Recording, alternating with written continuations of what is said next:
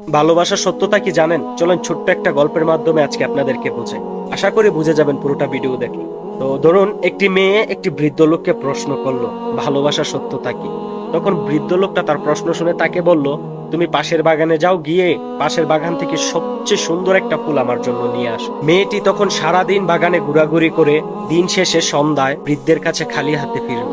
তখন বৃদ্ধ লোকটি বলল, এ কি, তুমি আমার জন্য ফুল আনোনি? মেয়েটি তখন বলল, আমি সারাদিন ফুল খুঁজলাম, একটি ফুল অবশ্য সবচেয়ে ভালো লেগেছিল, কিন্তু আমি আরো সুন্দর ফুলের আশায় সামনে গিয়েছিলাম, কিন্তু সামনে আর ভালো ফুল পেলাম না। তাই আবার যখন সেই ফুলটি নেওয়ার জন্য আমি পিছনে আসলাম, তখন দেখলাম সেই ফুলটি অন্য একজন নিয়ে গেছে। তখন বৃদ্ধ লোকটি তার এই কথা শুনে বলে উঠলো, এটাই হলো ভালোবাসার আসল সত্যতা।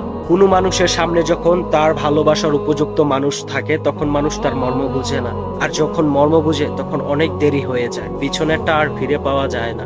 তাই বলি, যার সাথে আছেন, যেভাবে আছেন, চেষ্টা করুন একসাথে থাকার, কারণ একজন মানুষ জীবন থেকে হারিয়ে গেলে তার মতো আর কাউকে আপনি নাও পেতে পারেন।